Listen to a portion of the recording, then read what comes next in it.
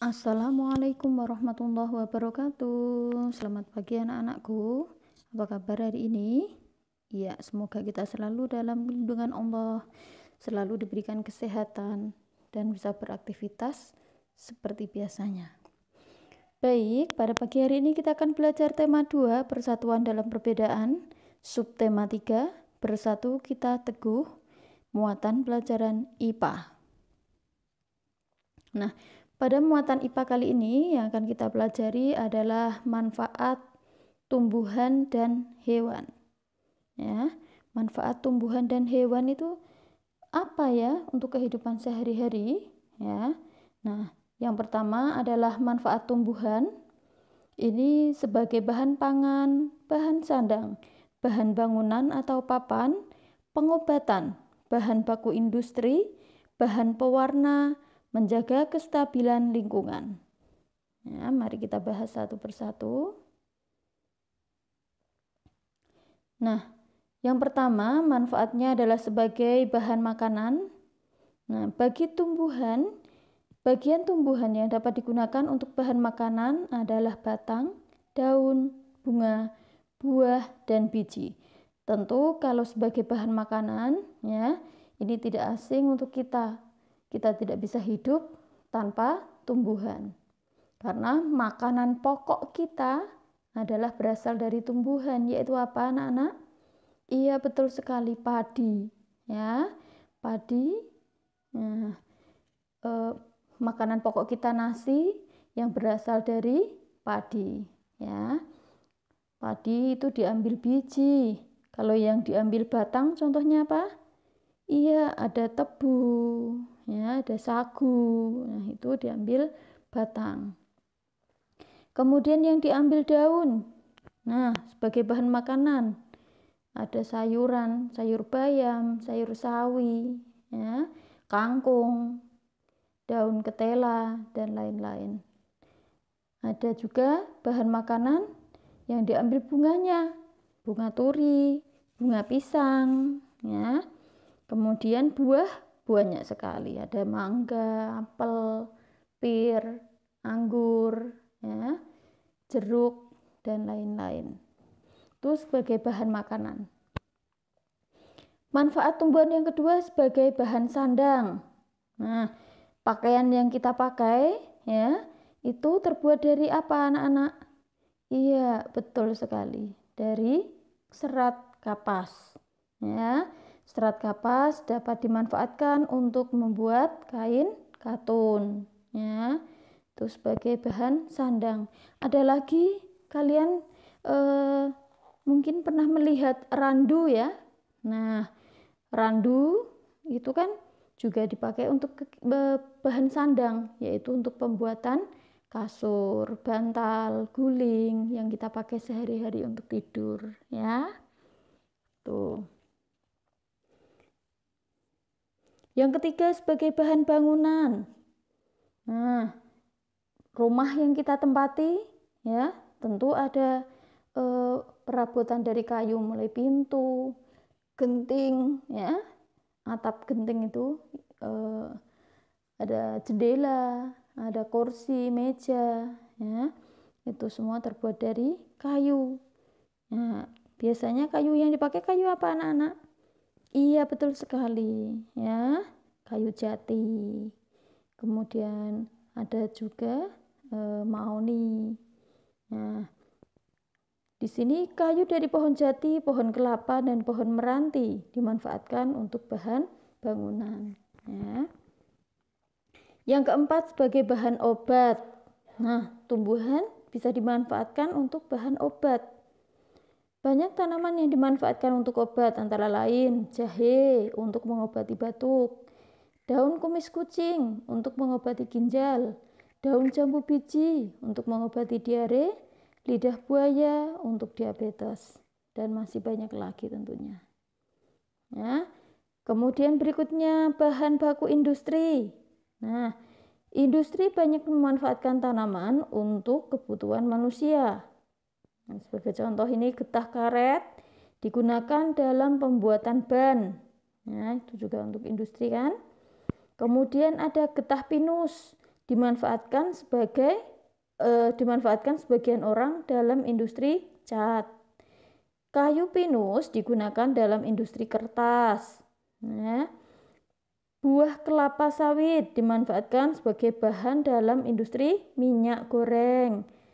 Kemudian ini ada industri gula ya dan pewarna alami ya, industri gula. Oh maaf, industri gula ini dari pohon tebu ya. Berikutnya yang keenam ada bahan pewarna alami. Manfaat tumbuhan. Yang keenam adalah bahan pewarna alami.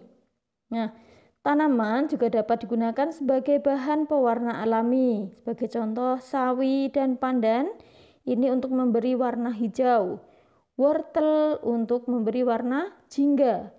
Kunyit memberi warna kuning. Manggis untuk warna ungu dan merah. Ya, dan masih banyak lagi. Ini tanaman yang bisa dijadikan sebagai bahan pewarna alami. Yang ketujuh adalah menjaga kualitas air. Ya, tanaman bisa menjaga kualitas air, maksudnya bagaimana? Ya, tanaman bakau menjadi penyaring alami dari air laut menjadi air tawar. Ya, nah pertemuan air laut dengan air tawar itu kan ada air payau ya. Kalau air laut kan asin itu air laut. Nah, ternyata akar pohon bakau ini bisa menjadi penyaring. Ya, yang tadinya air laut asin bisa berubah menjadi air tawar. Tuh. Ya. Berikutnya, ya, lidah buaya memiliki habitat di darat dan mampu bertahan di lingkungan kering. Ini kita tentu tidak asing ya dengan tumbuhan lidah buaya. Di sekitar kita pasti banyak sekali ya, nanamnya juga mudah. Ini memiliki habitat di darat dan mampu bertahan di lingkungan yang kering. Lidah buaya dapat menyerap polusi udara di sekitarnya. Nah, daging lidah buaya sering dimanfaatkan oleh manusia untuk menyembuhkan luka luar. Nah, biasanya untuk gatal-gatal juga bisa ya, kalau gatal-gatal atau mungkin habis jatuh ya, itu bisa diobati dengan lidah buaya.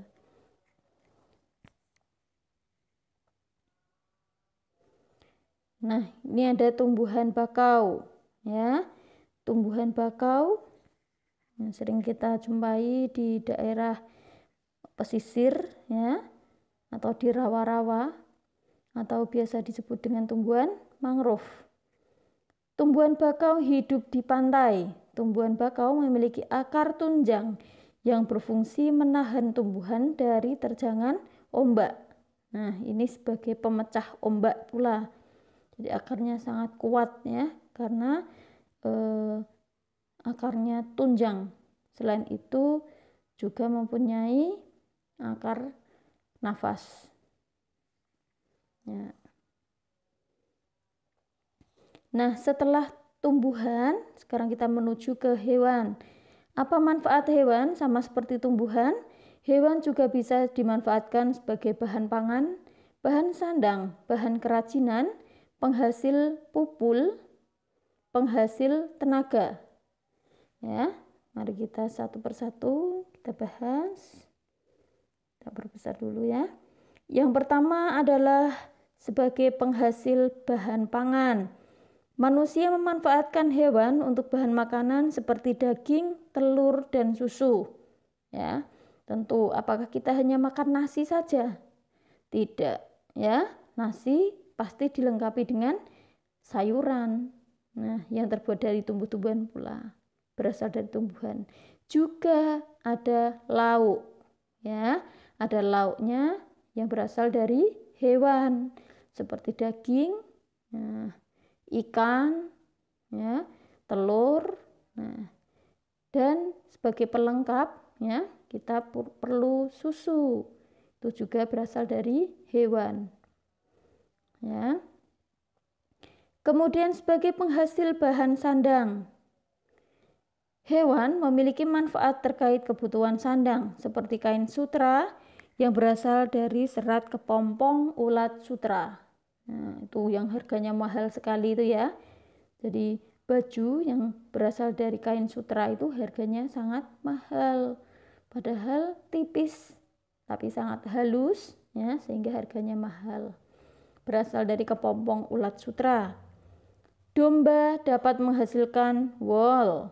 Nah, yang kita pakai untuk jaket ya, itu berasal dari bulu domba. Nih, sebagai penghasil benang wool. Kulit hewan seperti sapi dan kerbau dimanfaatkan dalam pembuatan jaket. Nah, ada juga hewan ya kulitnya yang dimanfaatkan untuk tas, ya untuk alat-alat kerajinan itu ya. Nah, ini berikutnya. Sebagai bahan kerajinan. Ya, sebagai bahan kerajinan, nih, kulit sapi dan kerbau dimanfaatkan sebagai bahan pembuatan wayang kulit. Selain itu, bulu angsa dimanfaatkan untuk membuat kok. Nah, ini kerajinan.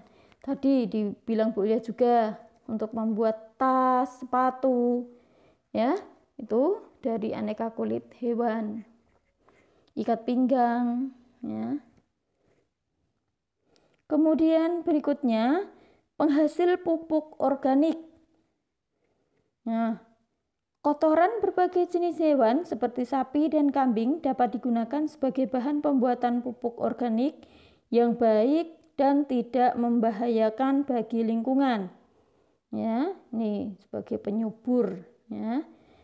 Dan alami, tidak ada efek sampingnya. Berikutnya sebagai penghasil tenaga. Nah, tenaga gajah dimanfaatkan untuk mengangkut kayu. Tenaga kuda dimanfaatkan untuk menarik delman. Tenaga kerbau dimanfaatkan untuk membajak sawah. Ya, ini beberapa hewan yang dimanfaatkan tenaganya. Ada kuda, ada gajah, ada kerbau. Ya, tuh. Nah, ini beberapa contoh hewan ya, dan manfaatnya. Ada cacing ya, kalau kita lihat biasanya ini menjijikkan ya, ternyata mempunyai segudang manfaat. Di antaranya apa? Cacing menghasilkan kotoran yang dapat membuat tanah menjadi subur. Nah, gerakan cacing di dalam tanah juga membuat tanah berpori. Nah, itu ternyata ya. Jadi cacing itu sukanya kan apa ini? Di dalam tanah ya, itu ya, hidup di dalam tanah. Nah, itu ternyata bisa membuat tanah menjadi berpori. Tanah yang berpori membuat tanah mampu menyerap air dan nutrisi sehingga tanaman yang hidup di tanah tersebut menjadi subur. Nah, biasanya tanah yang banyak cacingnya itu subur ya, karena tadi berpori sehingga mampu menyerap air dan nutrisi.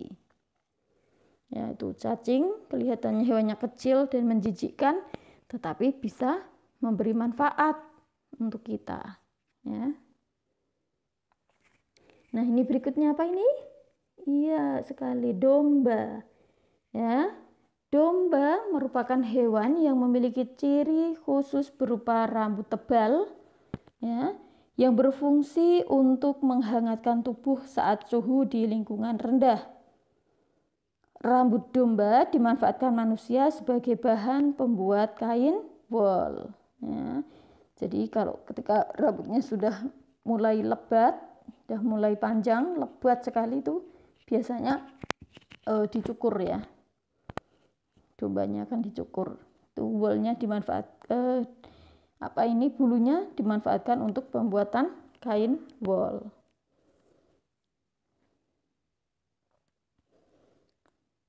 Pelestarian tumbuhan dan hewan berdasarkan lingkungan hidupnya.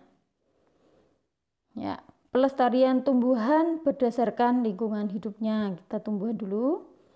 Tumbuhan bunga Padma raksasa atau Rafflesia memiliki mahkota berwarna merah dan mengeluarkan aroma busuk seperti bangkai.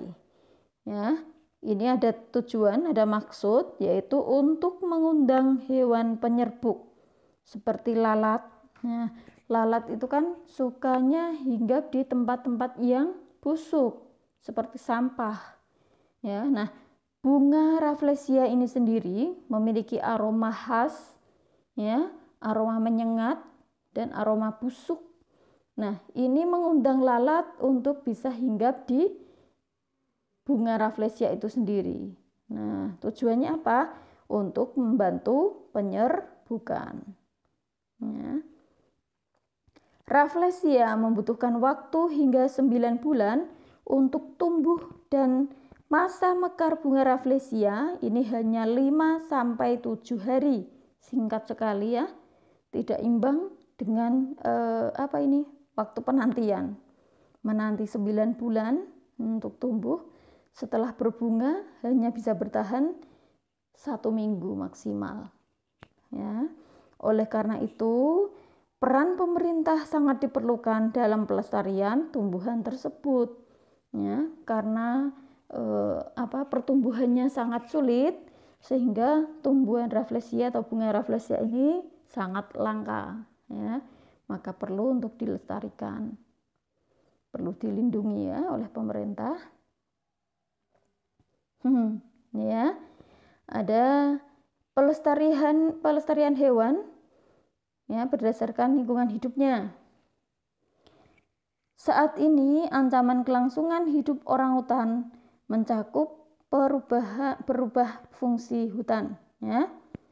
Upaya pelestarian terhadap orangutan pun dilakukan seperti kerjasama WWF Indonesia dengan pemerintah dalam mengembangkan rencana tata ruang ekosistem sebagai upaya pengembalian hutan sebagai habitat orangutan itu sendiri. Ya, pengembalian hutan sebagai habitat orangutan. Sebagian besar orangutan yang selamat dilindungi di tempat penangkaran khusus. Ya, keberadaannya ini juga semakin berkurang, semakin langka, ya, maka juga perlu dilindungi karena ini sebagai hewan asli Indonesia, orangutan ya. Nah, ini gajah Sumatera ya, termasuk hewan langka karena jumlahnya semakin menurun. Faktor penyebabnya apa? Antara lain perburuan dan berubahnya fungsi hutan menjadi pemukiman dan perkebunan. Nah, sekarang banyak sekali hutan yang dijadikan sebagai tempat pemukiman. Dengan berubahnya fungsi hutan sebagai tempat pemukiman, otomatis hewan yang hidup di dalamnya juga kehilangan tempat tinggal. Ya. Nah, di Sumatera itu di sana ada hewan khas yaitu gajah Sumatera. Ini banyak sekali kehilangan tempat tinggal karena hutan diubah menjadi arena pemukiman. Dampaknya apa? Gajah semakin langka. Ya. Sebagai langkah pencegahan dari kepunahan, pemerintah menetapkan beberapa wilayah sebagai pusat konservasi gajah Sumatera. Nah, ini ya, upaya pemerintah. Nah, sekarang ini ada daftar flora dan fauna langka. Flora itu apa? Iya, betul. Flora adalah tumbuhan. Fauna adalah hewan. Nah, ini adalah daftar flora dan fauna langka. Flora meliputi Rafflesia arnoldi, bunga bangkai, kantong semar, ulin, terus pelahlar, damar mata kucing, tengkawang, edelweiss Jawa, dan cendana. Ini adalah beberapa daftar tumbuhan langka atau flora. Kemudian fauna langka, ini ada harimau Sumatera, orangutan, badak bercula 1, anoa, burung maleo, burung cendrawasih, dan gajah Sumatera. Upaya pelestarian tumbuhan dan hewan. Ya, upaya pelestarian tumbuhan dan hewan ya, melakukan tebang pilih. Ini selain untuk tumbuhan itu sendiri, juga untuk hewan yang tinggal di situ agar tetap lestari. tidak menggunakan peledak saat menangkap ikan, ya, melakukan reboisasi, melakukan budidaya hewan, mengurangi pembangunan di daerah yang terdapat hewan atau tumbuhan langka, ya, mencari alternatif pemanfaatan tumbuhan dan hewan. Nih. Oke, sekian materi IPA pada pagi hari ini, ya, yaitu tentang pelestarian hewan dan tumbuhan. Nah, berikutnya ya, silahkan kalian cek deskripsi di Google Classroom. Ada tugas yang harus kalian selesaikan. Demikian, semangat belajar dan terima kasih. Assalamualaikum warahmatullahi wabarakatuh.